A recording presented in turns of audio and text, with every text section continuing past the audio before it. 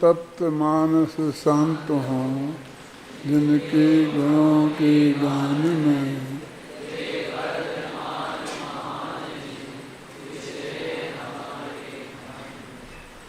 दो 261, 62 और 63 में गाथा चलेगी। अभी अपन जब तक पाठ करते थे ना 60 तक, वो अपन पार हो गए। अब वहाँ से बंद करके ये 261 से शुरू करना कल, और पूरा अधिकार अंत तक करना। 261 से शुरू करके पूरे अधिकार के अंत तक करना।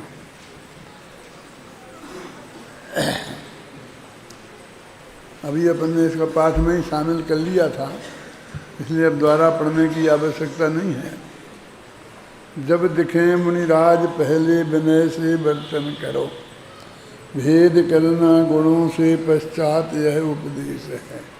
जब मुनिराज के सबसे पहले दर्शन हों और आप उन्हें जानते नहीं हैं, तो उनके साथ जैसा व्यवहार मुनिरजनों से होता है वैसा व्यवहार करना चाहिए, विनय पूर्वक उनसे वैसा व्यवहार करना चाहिए।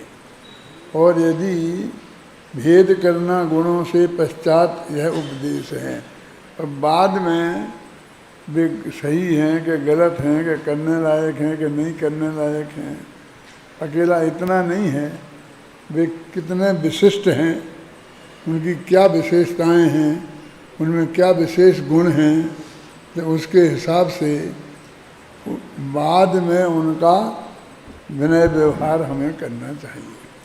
अकेला ऐसा ही नहीं करना चाहिए कि नहीं करना चाहिए, बल्कि इस सामान्य मुनिराजों का जैसा होता है वैसे तो हमें पहले करना चाहिए। आगे ये भी लिखा है किसी ने कि 3 दिन तक फिर जांच करना चाहिए। अब ये कोई बात नहीं है कि 3 दिन तक करना चाहिए, क्या करने की जांच करना। कोई ऐसा थोड़ी है कि मेडिकल में खून की जांच होगी, इसकी जांच होगी, फिर 3 दिन में रिजल्ट आएगा। तो सहज मतलब देखने की बात है। अभी आज के संदर्भ में यदि हम इस बात को देखते हैं तो ये पहली पंक्ति ही हमारे लिए सही नहीं लगती है। क्यों कि सब जानते हैं ना सबको, वो तो अजाना एकदम अचानक आ जाएं और हम उनको जानते ही नहीं हों, वो उनके लिए वो बात है। हम सब जानते हैं कि वो किस तरह के हैं, क्या लक्षण हैं उनकी, क्या बात है, और हम पूरी तरह परिचित हैं, तो फिर तो परिचित जैसा ही व्यवहार हमें करना चाहिए। माने जैसे वो जो हैं उनके योग्य ही उनसे व्यवहार करना चाहिए। ये बात तो बिल्कुल प्रारंभिक एकदम हम जानते ही नहीं हैं, और हमें मुनिराज के दर्शन हों तो पहले हमें जैसे मुनिराजों से हम व्यवहार करते हैं वैसा व्यवहार करना चाहिए।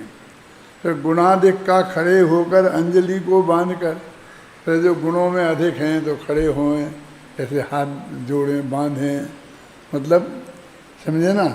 और ग्रहण, पोषण, उपासन, सत्कार कर करना, नमन, उन्हें नमस्कार करना, फिर उनके भोजन आदि की व्यवस्था के बारे में भी सोचना, उचित सत्कार भी करना।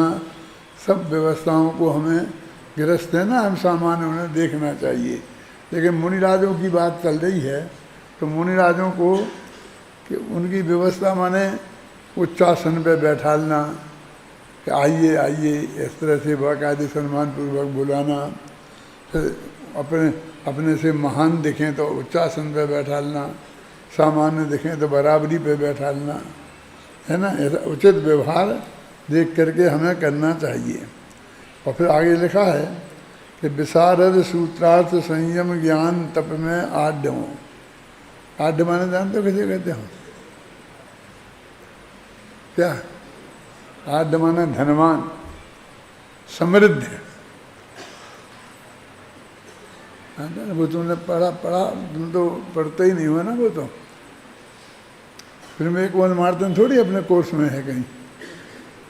उसमें एक पंक्ति आती है छल के प्रकरण में, आढ्यो बम्बैधवेयम दृश्यते नव कम्बला।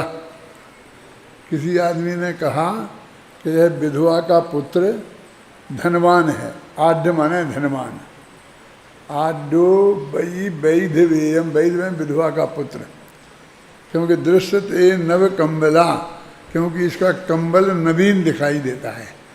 उस जमाने में नया कंबल किसी के पास हो तो वो धनवान कहलाता था। माने लोगों के पास सर्दियों के दिनों में भी कंबल तक नहीं होता था, बढ़िया सूट पैंट वगैरह जी, बहुत कपड़े तो अलग बात है। गाँव में एक आध आदमी ऐसा होता था पैसे वाला कि जिसके पास वो कंबल हुआ करता था, और फिर भी नवीन कंबल, बाप दादों का पुराना सड़ा सड़ाया पड़ा हो और सर्दियों में निकाल के ओढ़ ले तो नहीं। इसलिए वो कहता है आढ़ो बई वैध वेयम दृश्यते नव कंबला। ये काय का उदाहरण दिया है कि जो न्याय की बात चलती है ना, तो नैयायिक वगैरह तो छल करे कोई, मैंने उसे छल नहीं करना चाहिए। तो क्या छल है कि सामने वाले ने कहा कि विधवा का पुत्र पैसे वाला है क्योंकि इसका कंबल नवीन दिखता है, तो ये सामने वाला कहता है कि सफ़ेद झूठ बोलता है, बेचारे के पास एक ही कंबल तो है, 9 कहाँ है। क्योंकि नव का अर्थ नवीन भी होता है और नव का अर्थ 9 भी होता है। तो उसने तो नवीन के अर्थ में कहा था, और जो उसे झूठा सिद्ध करने के लिए जानबूझकर, ऐसा नहीं किसी समझ में नहीं आया, इस बेचारे के पास 9 कंबल कहाँ हैं, एक ही तो है। तो इस छल का उदाहरण दिया है कि ऐसा छल न्याय शास्त्र में नहीं होना चाहिए। माने वक्ता ने जिस अर्थ में जिस वाक्य का प्रयोग किया है, जिस शब्द का प्रयोग किया है, हमें उसी अर्थ में उसे ग्रहण करना चाहिए।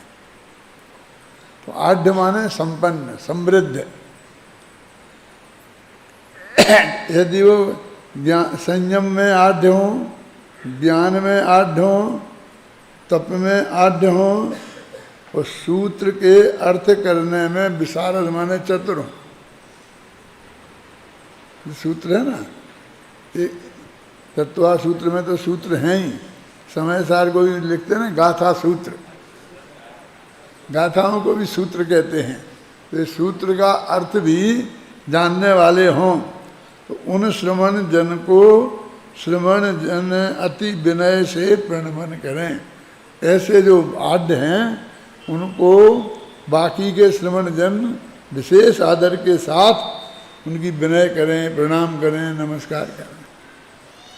एक गाथाओं में कहा है, अर्थ तो अपन ने कर ही लिया है, अब टीका पढ़ते हैं। मेरे मन में ये है कि 70 गाथा तक कल अपन खत्म कर लें, तो ये अधिकार पूरा हो जाएगा। फिर एक अंतिम अधिकार रह जाएगा, पंचरत्न अधिकार, जिसमें सिर्फ 5 गाथाएँ हैं, और उसके बाद फिर 47 में आ जाएंगे, है ना। इसलिए अपन थोड़ी जल्दी रफ्तार में चलेंगे। कल अपन इस अधिकार को पूरा कर लेना चाहते हैं। देखो, आत्मविशुद्धि की हेतुभूत प्रकृत वस्तु अर्थात जिसका प्रकरण चल रहा है, उन श्रमणों के प्रति उनके योग्य प्रतिक्रिया क्रिया प्रवृत्ति में गुणाधिक्यानुसार यथा योग्य व्यवहार करने के लिए श्रमणों के लिए निषेध नहीं किया। ये प्रकृत शब्द है ना, प्रकृत मैंने प्रकरण के अनुसार। पंडित फूलचंद जी सिद्धांत शास्त्री थे ना, वो हमेशा प्रकृत में मैंने यहाँ यह बात है, जैसे टोडरमल जी लिखते हैं यहाँ यह बात है, हैं? उसके लिए वे प्रकृत में मैंने जिसका प्रकरण चल रहा है उसमें ये अर्थ है, तो उसे प्रकृत शब्द का प्रयोग वो अपने भाषण में निरंतर करते थे।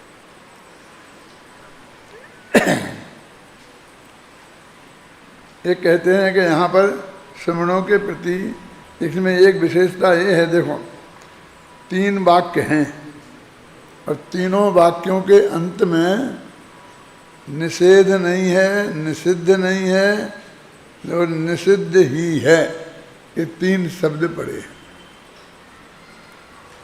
क्या जब कुंद कह रहे हैं कि उनके साथ सामान्य व्यवहार करना चाहिए। तो तुम ऐसी कहो ना सामान्य व्यवहार करना चाहिए। तो अमृतचंद कहते हैं कि उनके साथ विनय का सामान्य व्यवहार करने का निषेध नहीं है। फिर गुणाधिक में और विशेष विनय करे, उनकी व्यवस्था करे, तो कहते इसका भी निषेध नहीं है। फिर तीसरे वाक्य में कहते हैं कि उनके अलावा अन्य जीवों, अन्य मुनिराजों के विषय में उनके साथ विनय का व्यवहार करने का पक्का निषेध है। इस निषेध शब्द का प्रयोग मूल गाथा में बिल्कुल नहीं है। ये गाथा का फिर पढ़ो एक दफे, देखो देखना उसमें निषेध की बात है क्या। कौन पढ़ रहा है, मतलब बोलो, ध्यान दो मैं क्या कह रहा हूँ, कोई आपका ध्यान नहीं जाएगा सहज भाव से। हाँ, दिट्ठापगदं वत्तुम् अवुत्थानपधान क्रियाहिं वट्ठदु तदो गुणादो विशेषिदवोत्तिवदेशो अभ्युत्थानं गहनं वासनं पोषणं च सकारम् अंजलिकरणं प्रणमं वणिदमिह गुणाधिगाणं हि अभ्युत्थेया समना सुत्तत्थ विशारदा उवासेया संजमतवनानड्ढा वणिदोत्विया हि समणेहिं जब दिखे मुनिराज पहले विनय से वर्तन करो भेद करना गुणों से पश्चात यह उपदेश है। गुणाधिक में खड़े होकर अंजलि को बांध कर ग्रहण पोषण उपासन सत्कार कर करना नमन विशारद सूत्रार्थ संयम ज्ञान तप में आढ्य हो उन श्रमण जन को श्रमण जन अति विनय से प्रणमन कर। बराबर इसमें करें करें है ना, लेकिन निषेध नहीं है का अर्थ भी करें ही होता है ना, है? फिर भी ये फर्क है। वो कह रहे निषेध नहीं है माने करना कोई बहुत अच्छी बात हो ऐसा भी नहीं है, उससे तुम्हें को मोक्ष मार्ग मिल जाएगा और तुम्हें कर्म नहीं बनेंगे और संवर निजरा होगा, इस धोखे में मत रहना।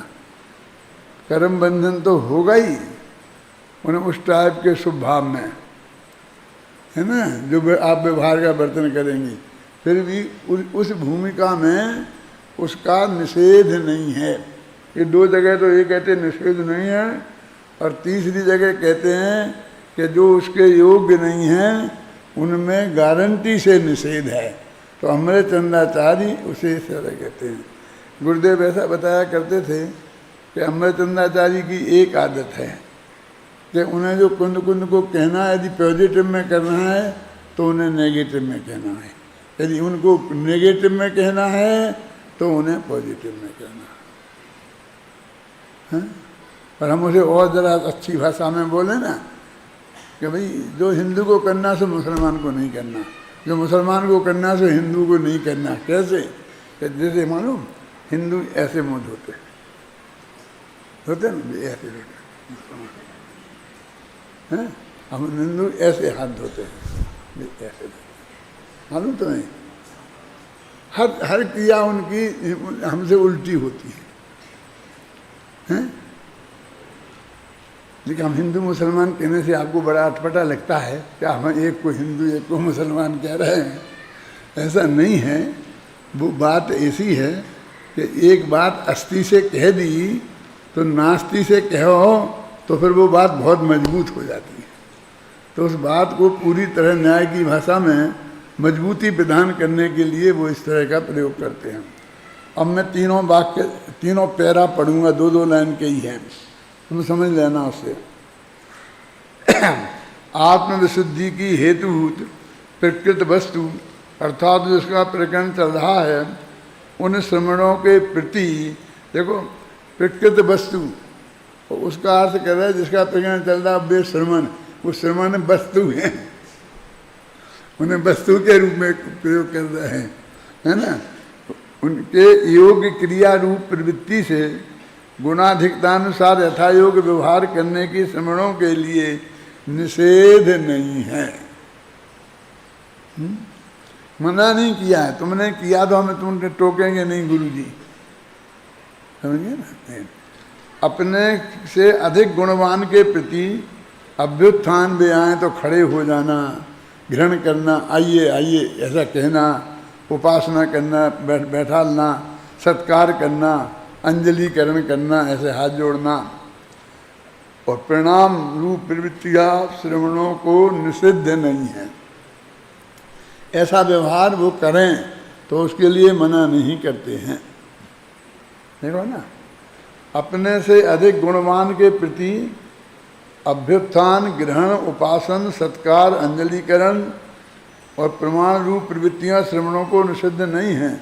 सूत्र और पदार्थों का विशद ज्ञान जिनके संयम, तप और स्वतत्व का ज्ञान प्रवृत्ता है, केवल उन श्रवणों के प्रति ही अभ्युत्थानादि प्रवृत्तियाँ अनिषिद्ध हैं। क्या मतलब? निषेध, अनिषिद्ध है माने हैं, उनके अतिरिक्त अन्य श्रवणाभासों के प्रति वे प्रवृत्तियाँ निषिद्ध ही हैं। देखो वो नमस्कार आदि करने में कितनी सावधानी की बात कर रहे हैं। ये तो मुनियों के आपस में बहुत चक्कर चलता है। दो संग वाले मिलते हैं तो कौन किसको नमस्कार करे, कौन किसको पहले बोले, ये सब। वो कहते हैं हम आचार्य हैं, हमको सामने वाले वो मुनि हैं, वो कहते हम पुराने दीक्षित हैं, तुम तो आज मुनि बने हो, कल आचार्य बन गए। ये बहुत चक्कर चलता है। दो लोगों के आपस में मिलने में बहुत बातें ऐसी होती हैं। तो उन्होंने ये कहा। अब देखो जय सेनाचारी और स्पष्टीकरण करते हैं, इसका अर्थ करते हैं अभ्युत्थान माने क्या? स्वागतार्थ सामने जाना अभ्युत्थान है। वे वहाँ से आए, अपन यहाँ बैठे हैं तो उठ के और आगे जाकर के बढ़कर उनके पास जाना, इसका नाम अभ्युत्थान है। स्वीकार करना, इसका नाम ग्रहण है। आइए आइए ऐसा कहना एक ग्रहण करना है। शुद्धात्म भावना के सहकारी कारण के हेतु से सेवा करना उपासना है, और शुद्धात्म भावना के सहकारी कारण के हेतु से भोजन, शयन आदि की चिंता करना पोषण है, और भेदाभेद रत्नत्र रूप गुण को प्रकाशित करना सत्कार है, और अंजलि बांधकर नमस्कार करना अंजलिकरण है, और नमस्कार हो ऐसा वचन बोलना प्रणाम है। अभी भोजन और शयन इन दोनों बातों की व्यवस्था की जो बात है, अभी मुनियों में आपस घटित नहीं होती। एक मुनिराज दूसरे मुनिराज के भोजन की व्यवस्था थोड़ी करेंगे, शयन की व्यवस्था थोड़ी करेंगे। तो इसमें वो गृहस्थ भी शामिल हैं। वैयावृत्ति का प्रकरण चल रहा है ना, इसलिए ये समझ लो। जो बहुश्रुत मन बहुत शास्त्रों के विशेषज्ञ तो हैं, पर चारित्र में अधिक नहीं हैं। पढ़े तो बहुत हैं, वे भी यथायोग्य बंधन करने योग्य हैं, क्योंकि वे परमागम के अभ्यासी हैं। और उनकी वंदना करने का दूसरा कारण यह भी है कि वे पहले से ही सम्यक दर्शन और सम्यक ज्ञान से में दृढ़तर हैं। इस तरह से जयसेन ने वो निषिद्ध वाली बात नहीं कही कहीं भी, और उन्होंने 3 दफ़े निषिद्ध शब्द का प्रयोग किया। उक्त इसमें देखो मैंने लिखा है, वो पढ़ते हैं। उक्त गाथाओं में और उसकी तत्वविदित का टीका के प्रतिपादन में की विशेषता यह है कि गाथाओं में तो यह कहते हैं कि यदि कोई मुनिराज सामने आ रहे हों तो उनकी नग्न दिगंबर दशा देखकर सर्वप्रथम खड़े होकर उनकी विनय और उन्हें यथायोग्य नमस्कार आदि करना चाहिए। गुणों के अनुसार भेद करना तो उसके बाद की बात है। तात्पर्य यह है कि सामान्य रूप से तो सभी की विनय करना चाहिए, बाद में गुणात्मिकता के अनुसार भेद करके विनय में यथायोग्य अंतर किया जाना चाहिए। मतलब दोनों जो दो मुनिराजों में जो हम करेंगे फर्क, वो बाद में करने की बात है। इसी बात को टीका में इस प्रकार लिखते हैं कि मुनिराजों की सामान्य विनय और गुणाधिकों की विशेष विनय का जनागम में निषेध नहीं है। तात्पर्य यह है कि करने योग्य तो एकमात्र शुद्धोपयोग ही है, किंतु शुभोपयोग के काल में यदि उक्त विनयादि क्रियाएं होती हैं तो उनसे उनका मुनित्व खंडित नहीं होता। बस जैसे कहते मुनित्व खंड माने नहीं तरह मुनित्व खंडित हो जाता है। तो इतना ही बता रहे कि वो मैंने कहा था माफ़ी के काबिल अपराध है कि मुनित्व खंडित नहीं होगा, है ना। पुण्यबंध की कारण रूप ऐसी क्रियाएं मुनि की भूमिका में अनुचित नहीं हैं, किंतु उनसे बंध ही होगा, निर्जरा नहीं। मोक्ष तो बहुत दूर है, निर्जरा भी नहीं होगी। यद्यपि श्रमणों के प्रति विनय वैयावृत्ति आदि का निषेध नहीं है, तथापि श्रमणाभासों के प्रति तो निषेध ही है। अब हमको पहले से ही पता है कि श्रमणाभास है, समझ ना। हमारे विवेक ने निर्णय कर लिया है तो फिर वो तीन बातें सब अपने आप ही खत्म हो जाती हैं। अब बहुत कठिन काम है आज के ज़माने में ये, मतलब बहुत हमारे विवेक पर निर्भर है। सामान्य व्यवहार भी हमको खराब नहीं करना है और ये मर्यादा है, ये भी है। और वो तो मुनिराजों के लिए लिख रहे हैं, जबकि वे तो वे समस्त व्यवहार से अतीत हो गए हैं। कहाँ लिखा अपन ने ये, बताओ जल्दी फटाफट। नहीं देखो नहीं, पहले बताओ, बाद में देखना है। तत्वचिंतन में लिखा है, क्या लिखा है?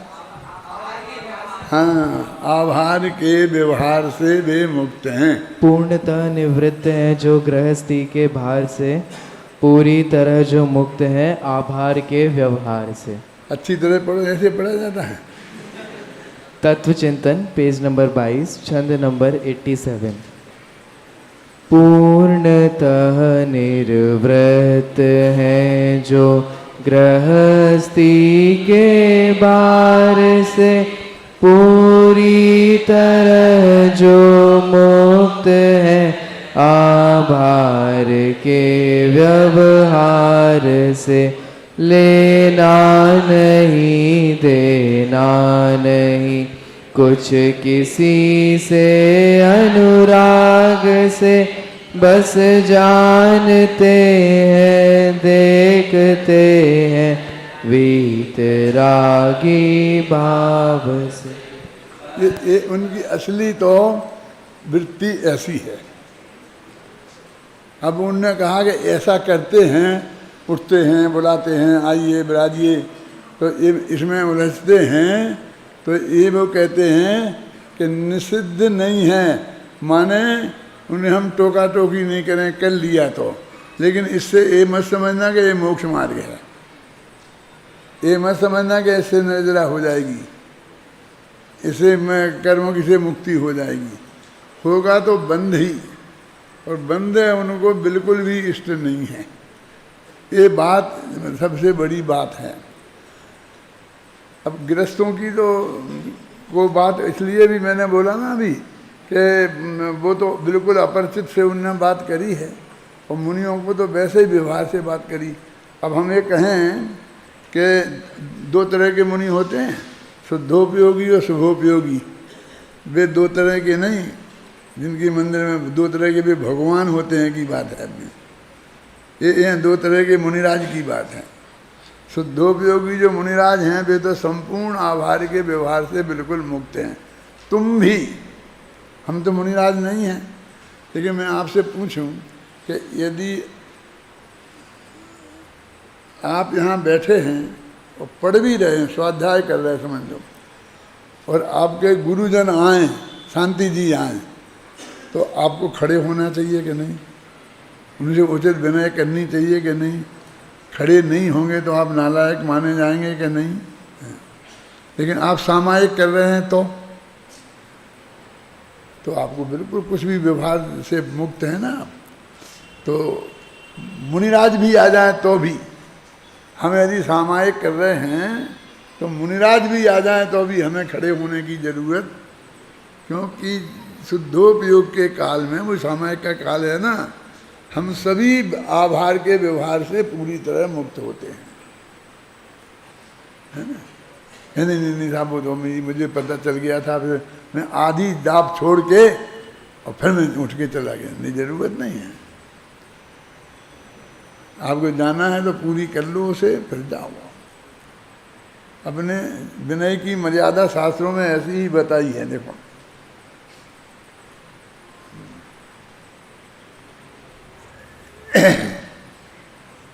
लिया ना अपन ने। तात्पर्य यह है, करने योग्य तो एकमात्र शुद्धोपयोगी है, किंतु शुभोपयोग के काल में यदि उक्त बुनियादी क्रियाएं होती हैं तो उनसे उनका मनुत्व खंडित नहीं होता। इतनी सी बात है कि मनुत्व खंडित नहीं होता, ये मुनि बने रहते हैं, समझे ना। पुण्य बंध का की कारण रूप ऐसी क्रियाएं मुनि भूमिका में अनुचित नहीं हैं, किंतु उनसे बंध ही होगा, निजरा नहीं। यद्यपि श्रमणों के प्रति विनय वैयावृत्ति आदि का निषेध नहीं है, तथापि श्रमणाभासों के प्रति तो निषेध ही है। विगत गाथाओं में श्रमणों के साथ श्रमणों और श्रावकों का कैसा व्यवहार करना चाहिए, यह स्पष्ट करने के उपरांत अब यह कहा गया है कि श्रमणाभासों के प्रति जो उक्त विनय व्यवहार सर्वथा निषिद्ध ही है।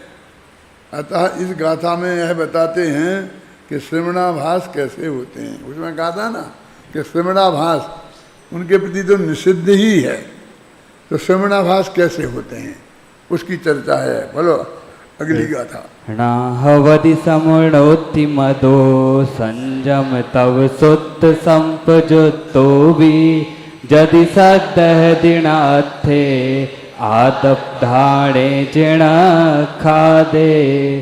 सूत्र संयम और तप से युक्त हो पर जिन कथित तत्वार्थ को नाशद है, तो श्रमण ना जिन वर कहें।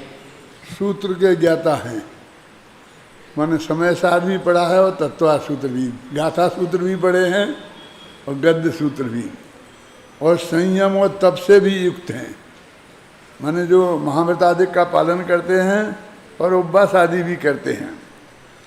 लेकिन जिनवर कथित जो तत्वार्थ हैं उनको श्रद्धेय नहीं तो वह श्रवण नहीं है, ऐसा जनेंद्र भगवान कहते हैं। अब जिनवर कथित तत्वार्थ को श्रद्धेय नहीं, ऐसा कैसे हो सकता है? कोई उदाहरण दे सकते हो? हम कह सकते हैं कि ये सच्चे मुनि नहीं है, ये श्रवणाभास हैं, हम इन्हें नमस्कार नहीं करेंगे। क्यों?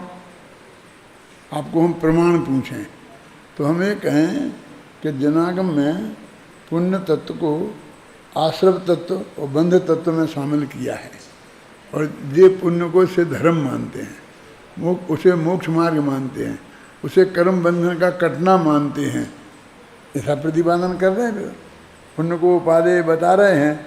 तो फिर जो आ गया ना कि वो सत्वार्थ को ना श्रद्ध हैं, शास्त्र में जो बताया था उनको तो हे बताया था ना, और उनने उपादेय माना, तो सात तत्व के नाम जानने से श्रद्धांत थोड़ी हो जाता। तो हम साधुओं के पक्का विश्वास करते हैं, इसका नाम श्रद्धांत थोड़ी है। उनका स्वरूप जानकर सही रूप में उनकी श्रद्धा करना चाहिए ना। टोडरमल जी ने लिखा ना कि आश्रम की कैसी श्रद्धा करें? श्रद्धा तो आत्मा की कर सकते हैं, श्रद्धेय तो पूज्य पिताजी ही हो सकते हैं, शत्रु कैसे हो सकते हैं? तो वो कहते हैं आश्रम की, आश्रम रूप आश्रम हे हैं, ऐसी श्रद्धा करना। लिखा क्या नहीं लिखा? तो ऐसे जिस जो जो तत्व जिस रूप में हैं, हमें उस रूप का श्रद्धान करना चाहिए ना।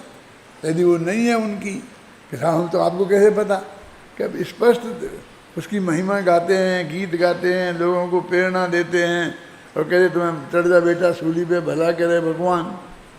अब अपने पंडित भी कहने लग गए हैं दे दो, दे महिलाओं को, तुम दोगी तो तुम्हें पुण्य लगेगा, पति के देने से तुम्हें पुण्य नहीं लगेगा। तो हम तो कोई नौकरी वोकरी करते नहीं, कमाते नहीं, हम कहाँ से देंगे? तुम पति की जेब में से चुरा तो सकती हो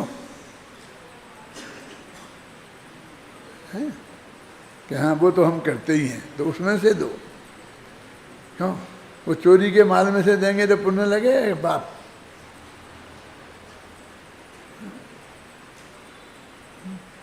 मैं ऐसा बोलता हूँ ना कि अभी रास्ते में हम जा रहे हैं, वहाँ 10,000 के नोटों की एक गड्डी पड़ी है, ध्यान से देना। अभी अपन घूमने जा रहे हैं और यदि अकेले हैं और 10,000 की गड्डी वो हमें दिखाई दे गई, तो हमने चारों तरफ देखा कि कोई देख तो नहीं रहा, तो देखा कि मीलों तक कोई भी आदमी नहीं है और देख नहीं रहा है, तो चुपचाप उठा के हम अपनी जेब में रख लें, वो हमें पच जाएगी। लेकिन भाग्य से यदि 2 जने हों साथ में घूमने में, तो फिर लेके हम अपनी जेब में नहीं रख सकते हैं? फिर क्या कहेंगे कि अब अपन दोनों जने इसका ऐसा करेंगे, एक पार्टी रखेंगे और सब दोस्तों को उसमें खिलाएंगे, ऐसा सबको शामिल करो, क्यों अकेले नहीं पचेगी, वो 10-5 को साथ में करके पचाना पड़ेंगे कि आधे आधे ले लेंगे। यदि और ज़्यादा हुए नहीं, अब फिर बहुत ही ज़्यादा भीड़ हो बढ़े तो क्या करेंगे कि मंदिर के गुल्लक में डाल देंगे। पर सबसे ज़्यादा बड़ा भिखारी भगवान ही है। जब किसी को नहीं पचे तो भगवान को डाल, भगवान को क्या ज़रूरत है? उनको कौन सी गरीबी आ रही, उनको क्या तकलीफ हो रही? थोड़े यदि उस तिजोरी में से वो गुल्लक बोलते ना तुम, थोड़े पैसा कम निकलेंगे तो क्या बिगड़ता है? क्यों शांति जी? जो किसी को नहीं पचे वो भगवान को पचता है। ये अच्छा नहीं है ना कि हमारी ये वृत्ति, तो फिर क्या करें, फिर क्या करें, फिर क्या करें? क्यों? अब बताओ आप क्या करें? क्यों कुछ नहीं करो, ऐसा नहीं हो सकता। आप चले जाओ तो कोई ना कोई उठा लेगा, तो उठा लेगा तो उठा लेने दो, तो वो ही पता जाएगा, पुलिस में तो देगा नहीं। तो वो चोरी ना करे, उसे चोरी का पाप ना लग जाए, इसलिए अपन चोरी कर लो, वो भले ही पाप हमें लग जाए लेकिन उसे तो नहीं लगे। तुम्हें क्या मतलब दुनिया की दुनिया में पड़ी है, उसकी सारी ठेकेदारी तुम्हारी है क्या? तुम उससे बिल्कुल उदास नहीं रह सकते हो, रहना चाहिए ना, है ना? आगम के ज्ञाता तथा संयम और तप में स्थित होने पर भी जो श्रवण अपने आत्मा के द्वारा गेय रूप से पिए जाने वाले, माने गेय रूप से पिए जाना, गेय रूप से कैसे पीते हैं?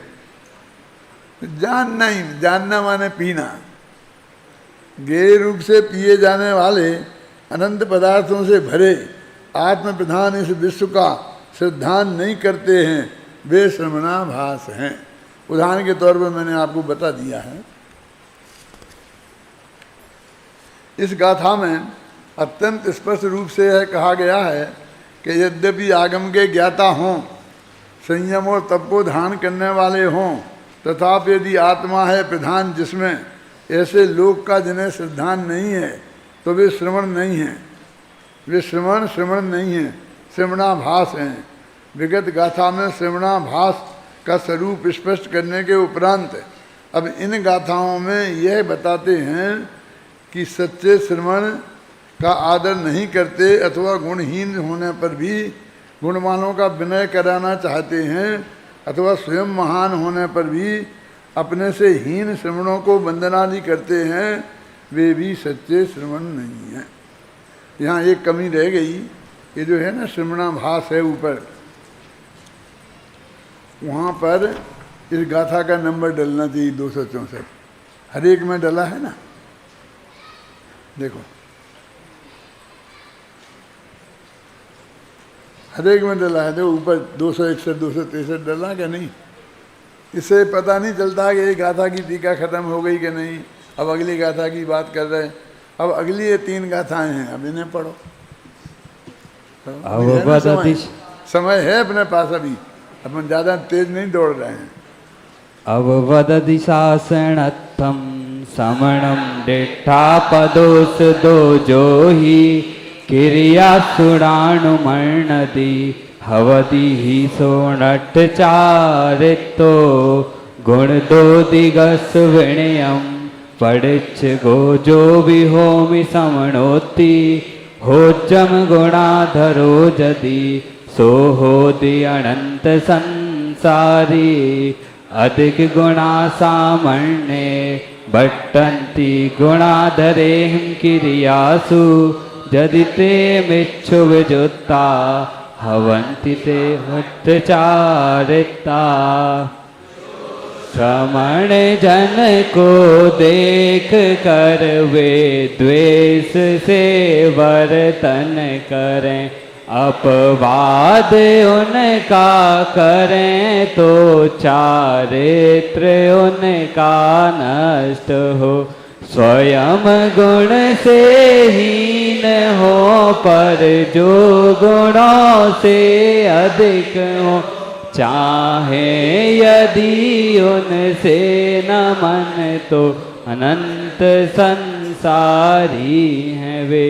जो स्वयं गुणवान हो पर हीन को वंदन करें, दृग मोह में उपयुक्त वे चारित्र से भी भ्रष्ट हैं। ये गाथाएं अत्यंत सरल हैं, लेकिन व्यवहार में लाने में अत्यंत कठिन है।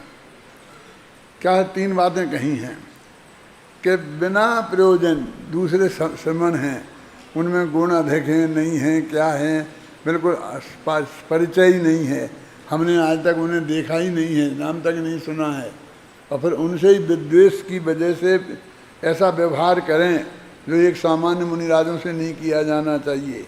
तो ऐसे लोग अपवाद करें, माने उनकी बदनामी करें, तो वे चारित्र उनका नष्ट हो जाएगा। ऐसे मुनिराज चरित्रवान नहीं रह सकते हैं कि बिना ही प्रयोजन राग देश के बस से अब जे आ गए तो मेरे इसमें थोड़ा सा कम हो जाएगा हैं। मैं रोज़ाना प्रवचन करता था, अब एक दिन इनका कराना पड़ेगा, एक दिन मेरा होगा। यदि भाग्य से इनका अच्छा हुआ तो फिर मेरा और भी कम हो जाएगा। क्यों इस तरह से? तो वे मुनिराज जो हैं वो सही नहीं, उनका चारित्र नष्ट हो जाएगा, पहली बात। और स्वयं गुण से हीन हों। अब अपने में तो उतने गुण हैं नहीं, लेकिन दूसरों में अधिक गुण हों, फिर भी उनसे मैं पुराना दीक्षित हूँ, मैं बुजुर्ग हूँ, उन्हें कुछ ना कुछ बहाना निकाल के तुम्हें मुझे नमस्कार करना चाहिए। यानी गुणहीन हैं और गुणवानों से नमस्कार कराना चाहें तो उनका भी चारित्र नष्ट हो जाएगा। वे अनंत संसारी लिखा उनको देखो। अपने से जो बड़े हैं और उनसे ही नमन कराना चाहें किसी न किसी बहाने से। आप विचार करो, बाप कलेक्टर है और बेटा कलेक्टर है और बाप उसी ऑफिस में चपरासी है, हो सकता है ना? पहले से चपरासी की नौकरी मिल गई, वो बेटे को पढ़ाया और IAS हो गया और वो कलेक्टर बन के आ गया। वो भी अपने गांव में रहना चाहता है, बाप भी अपने गांव में ज़िंदगी भर से है, तो एक ही ऑफिस में दोनों जने हो गए तो क्या करें? फिर वहाँ अपने पिताजी के वहाँ चरण छुएगा वो चपरासी के कलेक्टर? क्या होगा? क्या करना चाहिए? कैसा व्यवहार होना चाहिए? सारा सब लोग जानते हैं कि ये इनके पिताजी हैं, तो भी वहाँ उसे चपरासी की जगह ही खड़े रहना पड़ेगा और साहब अंदर बैठे होंगे और पानी पिलाना होगा तो चपरासी जाएगा, अपने बेटे को नहीं साहब को पानी पिला के आएगा।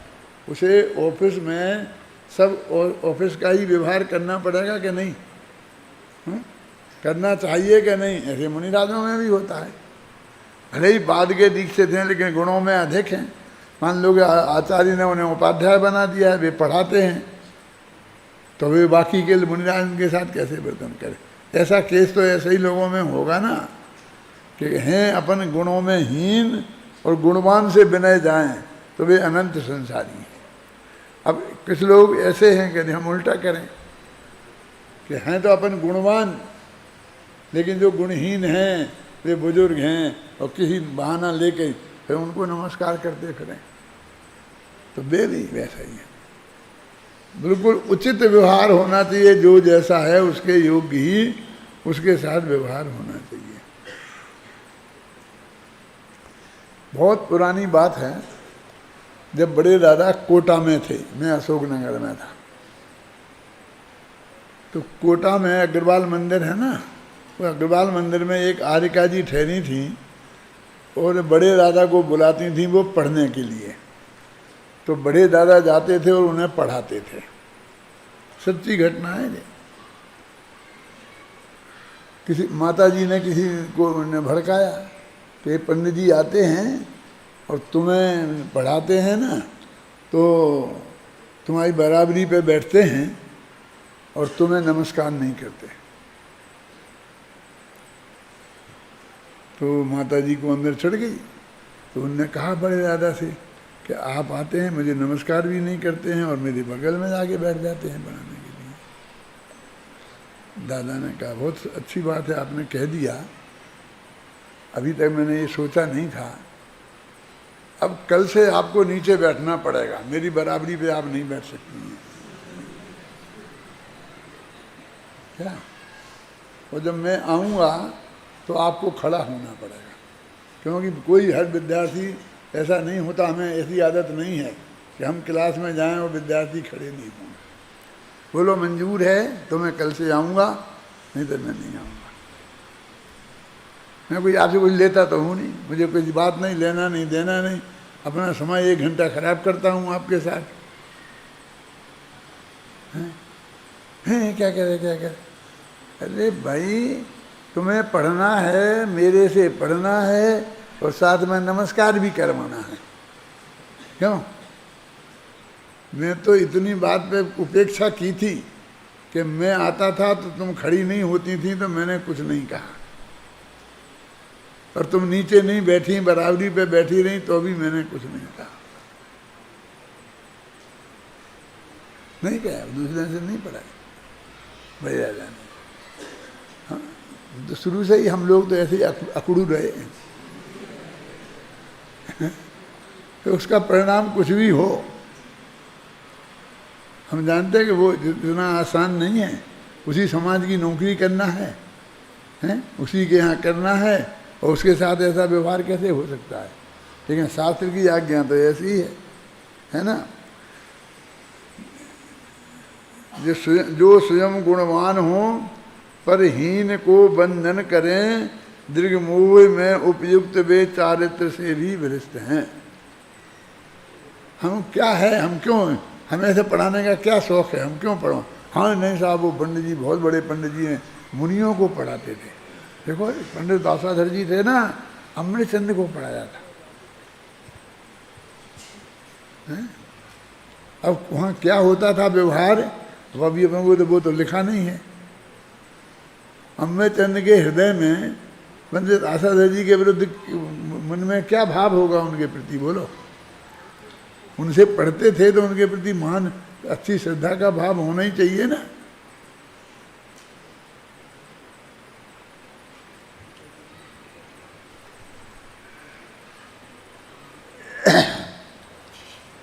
जो श्रमण शासनस्थ अर्थात निश्चय व्यवहार मोक्ष मार्ग में स्थित श्रमण को देखकर द्वेष से उनका वाद करता है और सत्कार आदि क्रियाओं से सहमत नहीं होता, उस श्रमण का भी चारित्र नष्ट हो जाता है।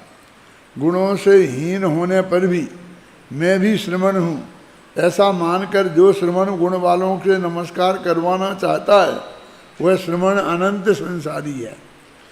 स्वयं अधिक गुण वाला होने पर भी अन्य गुणहीनों को वंदनादि करते हैं, वे भी मिथ्योपयुक्त होने से चारित्र से भ्रष्ट हो जाते हैं।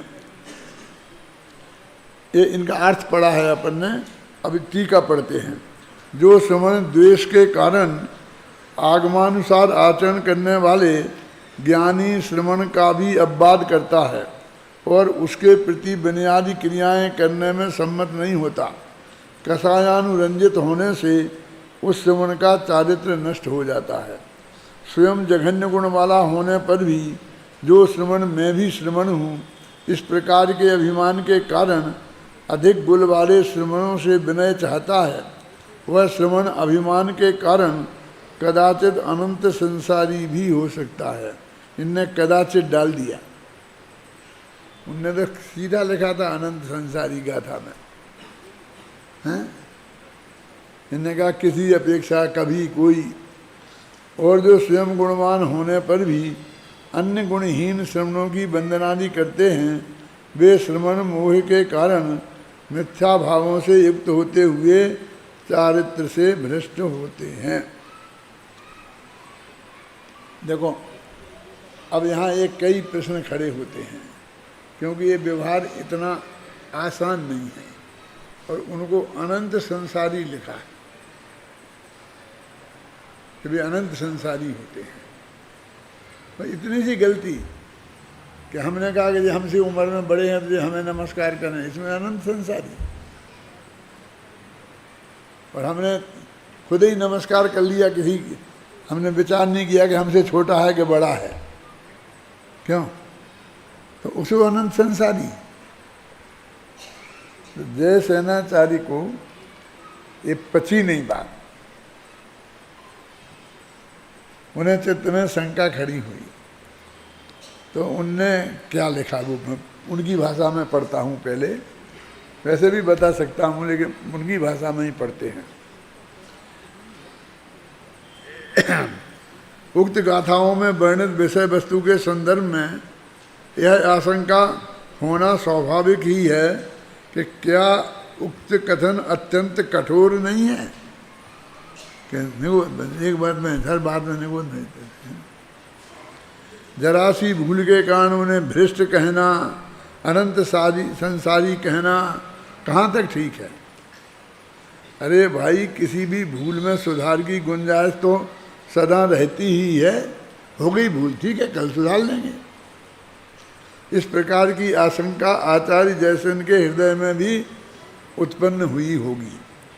यही कारण है कि वे इन गाथाओं की टीका में स्वयं ही उक्त आशंकाओं का निरसन करते हुए लिखते हैं। क्या लिखते हैं? उन्हीं की भाषा में पढ़ते हैं। यद्यपि यह बात तो स्पष्ट ही है कि रत्नत्रय मार्ग में स्थित मुनिराज को देखकर यदि कोई मुनि कदाचित मात्सर्य बस दोष ग्रहण करता है तो वह चारित्र से भ्रष्ट होता है। तथापि बाद में यदि वह आत्मनिंदा करके दोष ग्रहण से निवृत्त हो जाता है, अपवाद करना छोड़ देता है, जो अपवाद करता था ना, तो दोष नहीं है। यदि कुछ समय बाद छोड़ता है तो भी दोष नहीं है। देखा, वो कहते हैं कि बाद में यदि उसने अपनी गलती स्वीकार कर ली तो दोष नहीं है, और नहीं करी अभी, और महीने भर बाद उनके ख्याल में आई और महीने भर बाद भी गलती स्वीकार कर ली तो भी दोष नहीं है। तुम अनंत संसारी, उसको अनंत संसारी अनंत काल तक संसार में रहेगा। एक क्यों ठीक समझ गए ना? देखो सुधार का तरीका बता रहा हूँ, ये भी देखने लायक चीज़ है। फिर मतलब ख्याल में आई ना बात? देखो अभी अभी इतना ही नहीं है, और भी सुनो।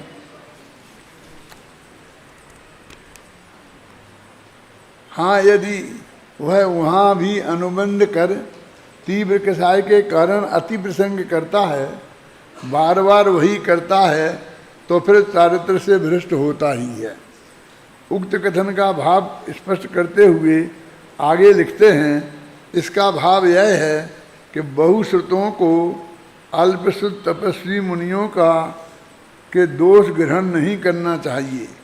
अल्पश्रुत मुनियों को भी कुछ भी पाठ मात्र ग्रहण कर बहुश्रुत मुनियों का दोष ग्रहण नहीं करना चाहिए, किंतु सार पद ग्रहण कर आत्मभावना ही करनी चाहिए, क्योंकि राग द्वेष की उत्पत्ति होने पर बहुश्रुतों को श्रुत का फल नहीं मिलता और तपस्वियों को तप का फल नहीं मिलता।